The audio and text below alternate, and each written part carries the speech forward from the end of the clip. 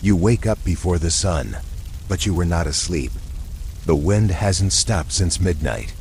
It pulls through the hide walls of the tipi like a warning, like an ancestor with cold breath, whispering not words but pressure.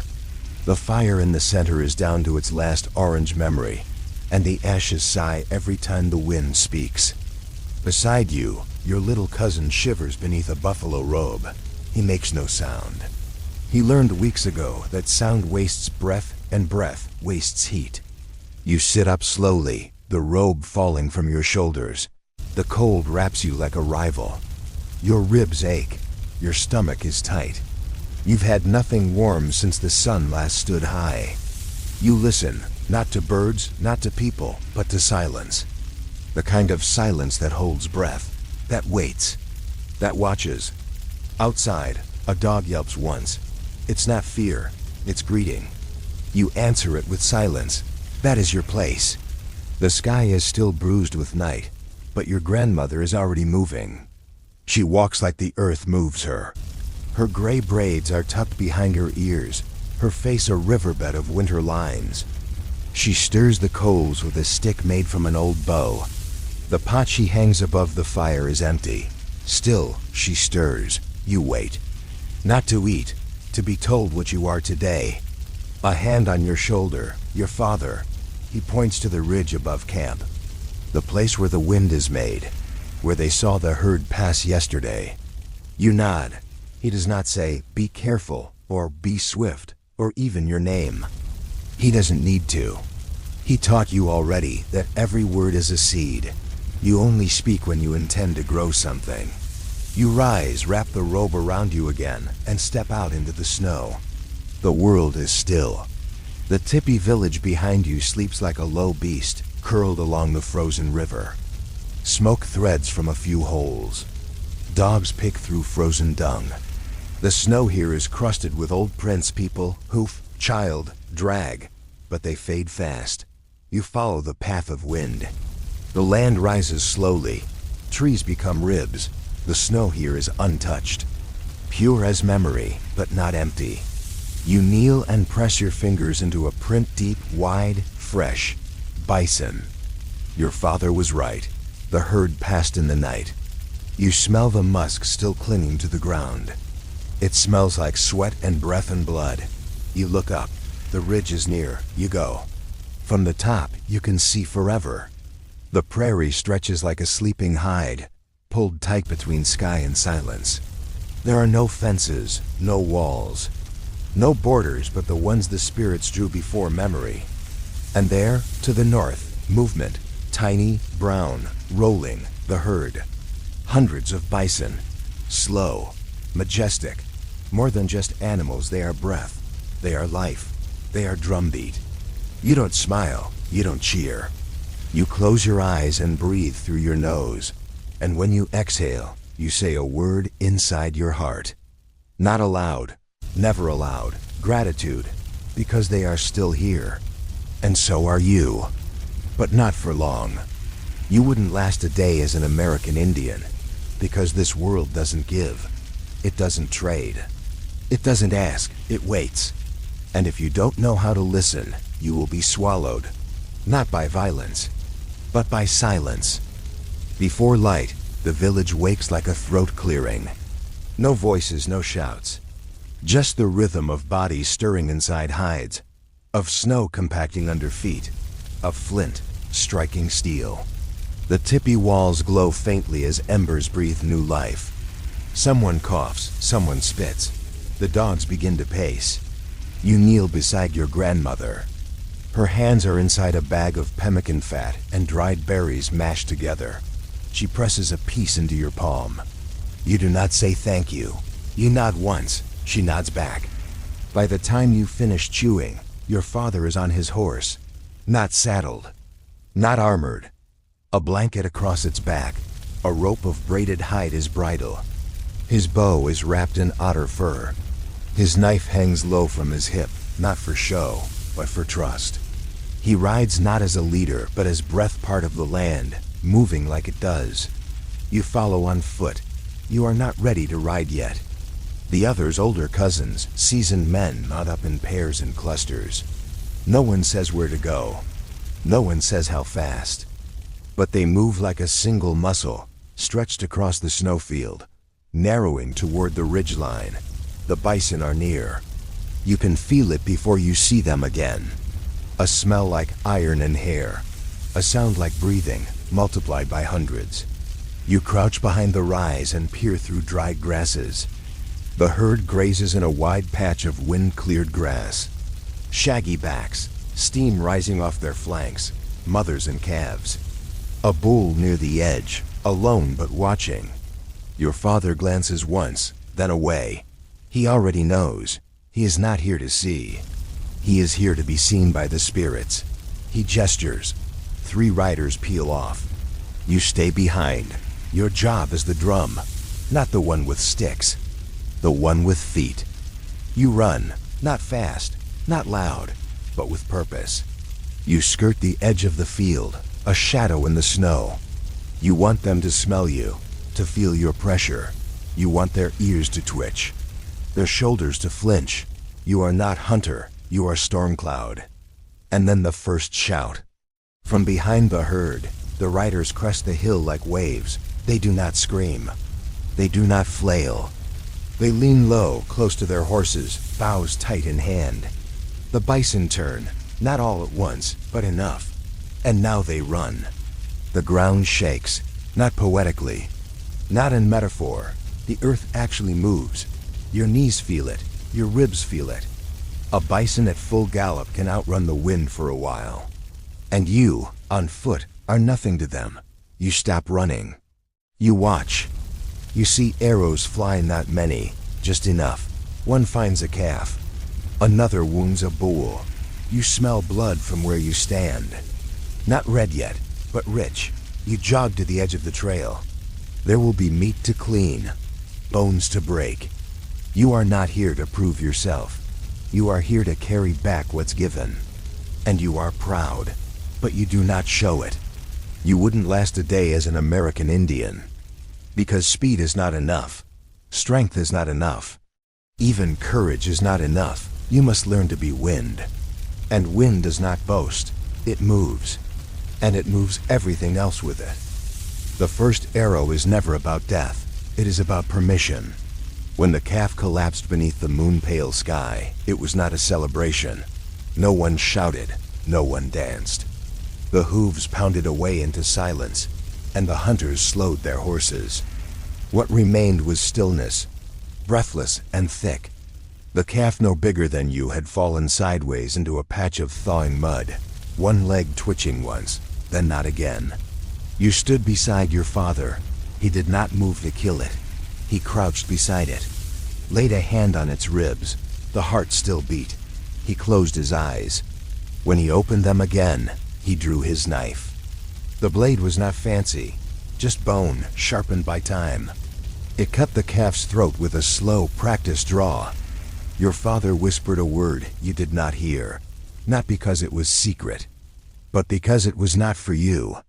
You helped him close the eyes of the calf, not because you were told to, because the earth was watching. Later, the others arrived, not in rush, not with cheer, just quiet figures moving through the snow like smoke. The oldest among them, your mother's brother, unwrapped a bundle of red ochre and dried sage. He painted the calf's forehead, then sprinkled crushed leaves onto the blooded snow. The wind took most of it. That was the point. What you give, you must give away. The butchering was silent. You helped where you could. You held the skin taut as they peeled it back in one long sweep. You gathered sinew and laid it across flat rocks. You stacked bones by size. You did not flinch at the smell. Blood is not shameful. It is not strange. It is reminder. Your cousin threw up behind a tree. He will remember that for the rest of his life. Maybe it will make him soft. Maybe it will make him better. When it was done, they divided the parts. Not by weight, not by effort, by need. The lungs went to an elder who had been coughing since fall. The liver to a woman with 3 children. The bones for soup. The hide would be stretched and scraped, smoked and softened until it could wrap someone's child next winter. The sleds were built with bent willow and rawhide, nothing wasted, nothing bought. You pulled one beside your father. It did not feel heavy, but it slowed you. That was the weight. As the village came back into view, people stepped from their tipis. No one cheered, no one greeted, they just watched. That is how thanks is shown. At the fire, your grandmother took one look at what you carried and nodded once. Her hands were already dipping into a pot of boiled snow and dried herbs. She handed you a piece of cooked root. You ate it. You tasted nothing but warmth and fatigue. That night, your father smoked his pipe in silence. The fire crackled, the dogs breathed slow, and the tipi held its warmth just long enough to remember what warmth was. You laid awake listening to the wind, which had changed direction. That too was a message. You wouldn't last a day as an American Indian, because to take a life is not to win, it is to carry. And you are not ready to carry anything that doesn't praise you in return. You think hunger is pain, but it is a teacher. You think silence is emptiness, but it is full. You think death is the end, but it is only the moment when your name leaves your mouth and enters the wind. And the wind never forgets.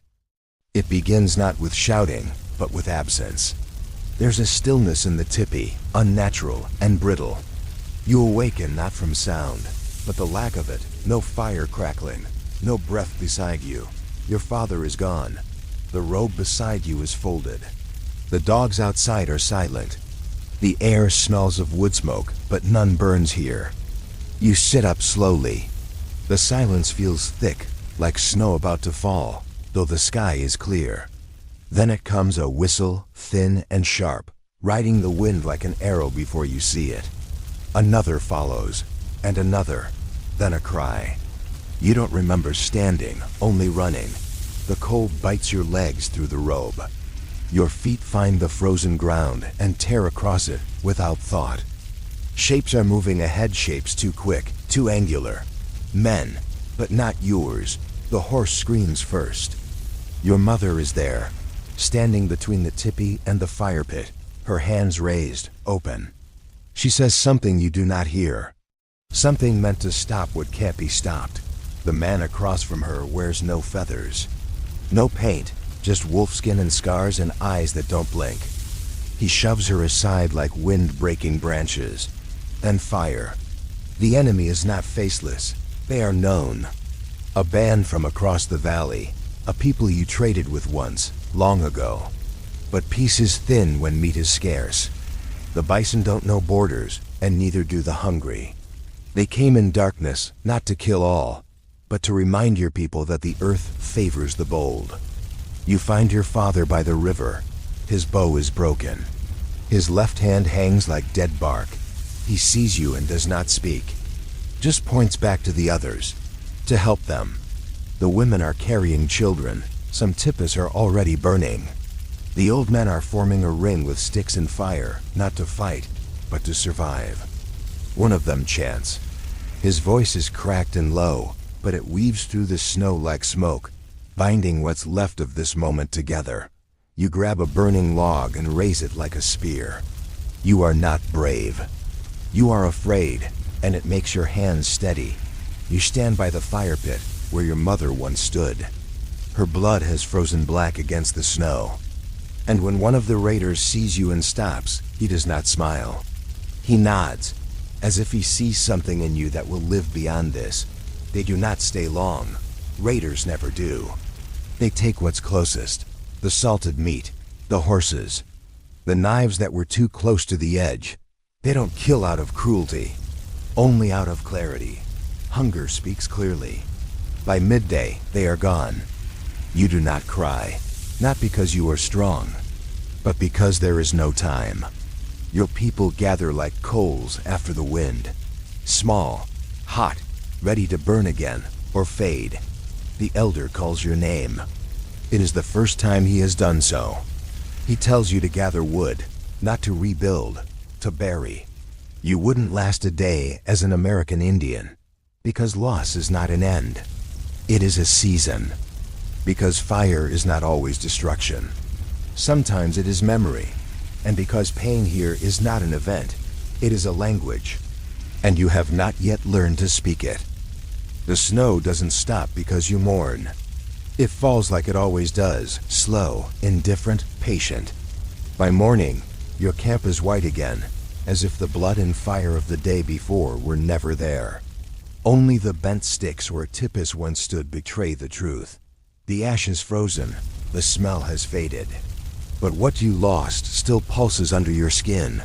You have no name now. Not because it was taken, but because it no longer fits. Your grandmother ties a strip of cloth around your wrist. It is red, not for blood. For remembering, she does not speak as she does it. The wind says more than she ever could. Then without ceremony, you leave. You are not alone. A small group travels west, what remains of your family, your people, your winter fire. The elders say the old grounds are still good. That a river waits with clean water. That the buffalo know the way better than you do. But none of you speak as you walk. Words are heavy now.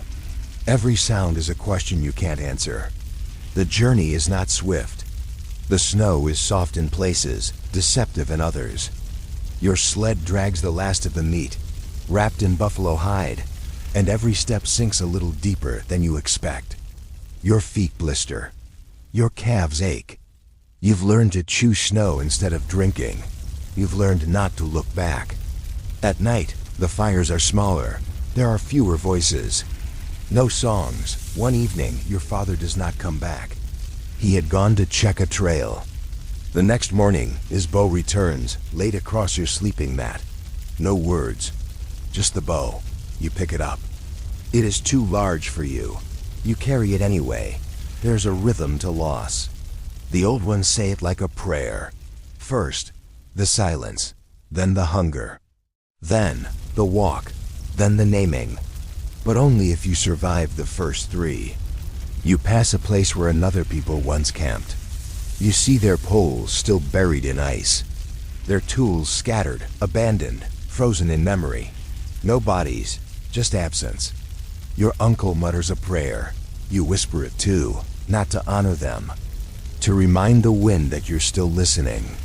You reach the river on the 7th day. It is narrower than before. Its surface ripples with snowmelt and promise. The elders smile not with joy, but with the relief of continuity. You build fires, you erect new tippis. You hunt small game and find only bones. But the earth has not rejected you. Not yet. On the 10th night, an elder pulls you aside. He has watched you carry the sled, seen you boil snow for others, heard your breathing when you could not sleep. He does not ask your name.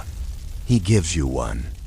You are called Stays with Smoke, because no matter how far the fire travels, you walk with what remains of its heat.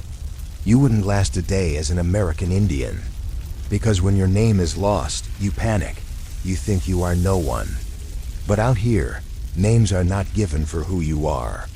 They are given for what you endure. And no one names themselves. The snow begins to melt before the hunger lifts. This is the first lesson of spring. It arrives not with plenty, but with mud. The river is restless now. It hums through the camp like a voice too large to understand. You wake each morning to the sound of dripping ice loosening its grip on branches, on roofs, on memory. The meat is nearly gone. What's left is buried deep in packed snow to keep it from spoiling. Everyone knows what little remains. No one speaks of it. Instead, they speak of planting. You help your grandmother soak last year's seeds, corn, beans, squash. She murmurs prayers over them, not to make them grow, but to let them remember where they came from. You place them in warm water, your fingers trembling from the cold. When she lays a hand over yours, you do not pull away. You understand now what warmth means. The elders build a circle of stones, not for fire, for story. Each night, those who still have voices sit and speak, of who came before, of hunts when the bison ran so thick, the ground moved, of times when winter lasted 5 moons. of a woman who walked into the mountains and returned with 3 wolves at her side. These are not tailies, they are maps. You sit close, you say little, but each word they speak adds to something inside you, not knowledge, not memory, shape. You begin to understand the circle. One afternoon, you follow your uncle into the trees. He carries no bow, only a digging stick and a pouch of dry leaves. He shows you where to look for roots, tells you which plants numb pain and which cause it. He doesn't quiz you, doesn't praise you, just digs, chews, spits, and hands you what's safe. You learn through your hands. At the river, you gather stones not for tools, but for the sweat lodge. Smooth ones that sing when struck. You build a pile. Your cousin stacks wood beside it. You nod to each other. That is enough. The sweat lodge is low and round, made of bent willow, covered in hides. Inside, it is dark and close and breathing. You sit with the others. The stones are heated and placed in a pit. Water hisses against them. The air thickens. The steam carries more than heat. It carries what you cannot say. You breathe in your grief. You breathe out your shape. And when it ends, you crawl out into the dirt, cold and slick with ash and sweat, and lie on your back. The stars above you are brighter than you remembered. Or maybe you just finally looked up. Your name is not spoken aloud that night. But when an elder sees you the next morning and places their palm against your chest, they whisper, "Still with the fire, still with the smoke," and you know they were listening. You wouldn't last a day as an American Indian, because you think healing is loud, fast, measurable. But here, it moves in circles, in roots, in stories told by firelight and remembered in silence. Because here, belonging is not given. It is practiced. It begins with the return of a stranger. You see him first at the edge of the willows, thin, wrapped in worn fur, walking like someone who once ran. His horse is gone. His left hand clutches something bundled in hide. No one greets him. Not out of suspicion, but out of respect. You only greet those who are whole, and this man is not. He enters the camp like a shadow, silent, but full of shape. The elders rise. Not all of them know him. It does not matter. They recognize the kind of silence he brings, the kind that has been tempered by long walking and hard listening. He lays the bundle at the center of the fire circle. He does not speak until the fire is stoked. Then he unwraps it. Beads, arrows, a broken spoon, a child's belt, a handful of dry berries, and 1 letter. He speaks in a low voice, not to impress, to share. His words are not stories. They are bridges. He says, from the people east of the salt water. He says, there is sickness coming in wagons. He says, they have guns now that shoot 5 times without reloading. He says, they are building fences for things that used to walk free. No one interrupts, not even the children. The fire crackles. The dogs lie with ears flat. The man continues. And when he is finished, an old woman hums a song not heard in many winters. You feel it more than hear it. It moves through your ribs. Afterward, you are sent to bring him food. Smoked fish, boiled root, a piece of your own bread. You hesitate. This is not a man who needs help. This is a man who walks between storms. He takes the bread first. Do you know how to listen? He asks. You nod. No, he says. You only know how to be quiet. That's different. He gestures to the fire. Every flame tells a different truth. But you have to give it something first. He tosses a berry into the coals. It hisses and vanishes. That was a child's name, he says. She lived longer now. You do not understand, but you nod. He nods back. This is how truths are passed. Not in certainty, but in willingness. In the weeks that follow, more voices pass through your camp. Traders, scouts, messengers. Each brings something new, a word, a warning, a song from a people you've never seen. The circle grows wider, but never breaks. You begin to understand that listening is not stillness. It is offering. You begin to hear what people do not say. Your grandmother teaches you to speak with your eyes. Your cousin teaches you when not to laugh. The fire teaches you when to hold your tongue, even when the story burns to be told. You learn that every word has a cost. Some are worth the price. Others must be buried under ash. You wouldn't last a day as an American Indian, because you speak to be heard, but we speak to carry. And what we carry is not our pride. It is our place in the circle. The earth softens. Spring deepens, and the first green veins thread through last year's ash. The wind smells less like snow and more like soil. Your boots sink now with every step. It is the season of heavy walking and buried things. You are sent with the others to the ridge beyond the river. The elders say it is time, not to hunt, not to plant, to remember. The ground here holds memory the way your bones hold fire, quietly, but never without weight. The burial mounds wait like sleeping buffalo. You approach with your head low, your hands empty. It is not sorrow that fills the air, it is instruction. The old ones walk ahead. One carries a bowl of coals. Another carries a pipe wrapped in hide. You carry cedar, tied in red cloth. Your cousin carries tobacco. Your voice carries nothing. That is correct. You do not cry. Not here. At the mound's base, the elders speak the names. Not loud, not in pride. In breath. They place the pipe at the center of the circle and light it from the coal. The smoke does not rise fast. It turns sideways, dances along the ground. That means they are listening.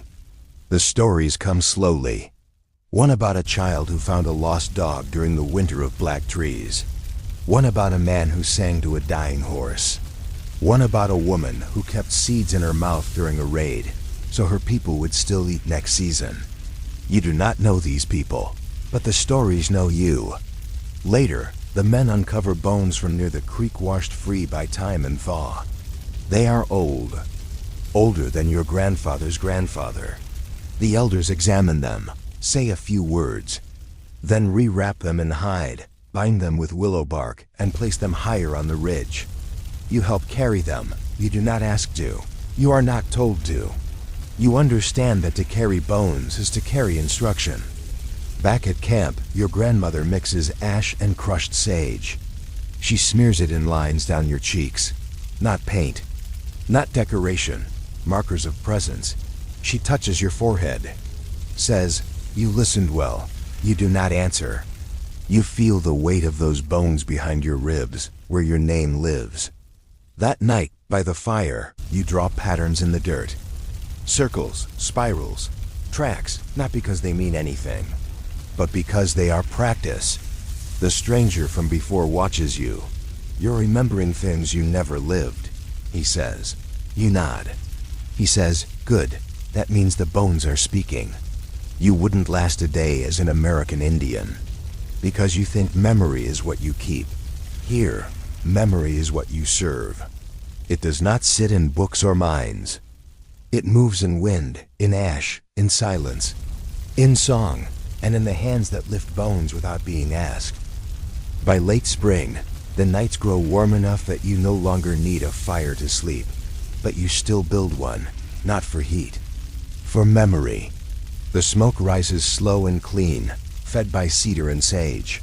Each morning before the sun breaks, your grandmother sits beside it, eyes closed, whispering names. You've never asked who they belong to. You understand now that not every question needs an answer. One morning she places a coal in your hand, wrapped in bark and moss. Bring this to your cousin.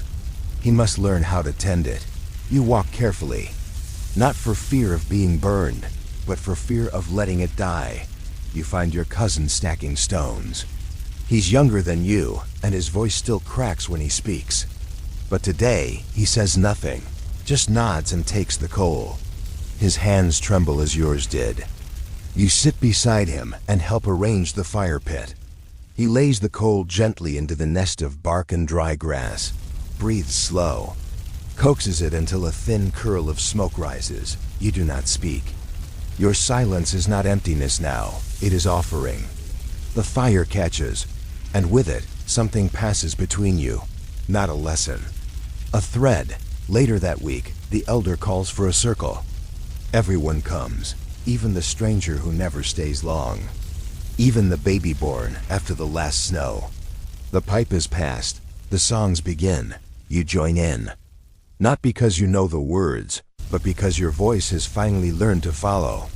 The elders tell a story tonight about a man who carved his name into the inside of a tree, not for pride, but so that when the tree was felled for firewood, he could burn alongside his family. Your cousin asks why he didn't just carve stone. The elder smiles. Stone stays, wood passes, but the fire knows them both. You begin to understand the deeper shape of things, that the fire is not a circle. It is a thread moving from hand to hand, mouth to mouth, never held, only shared. That your grandmother was not just feeding the flame. She was feeding you, that names are not carried forward. They're built forward. And now, slowly, yours is being woven not just in how you survive, but in who you hold. One night, your grandmother hands you the pipe, not to smoke it, to carry it to the next circle. You walk alone. The stars above do not feel distant tonight. They feel like eyes. The pipe is warm. When you reach the far camp, someone is already waiting by the fire. She is old. She sees the pipe. She nods. Then I know who sent you. You sit beside her. The fire between you is small, but it is enough. You wouldn't last a day as an American Indian, because you think legacy is a name written down. Here, legacy is smoke breathed in silence. It is the weight of fire in your hands. It is walking the long road not for yourself, but for someone waiting with a bundle of kindling. And it is knowing the flame was never yours, only your turn.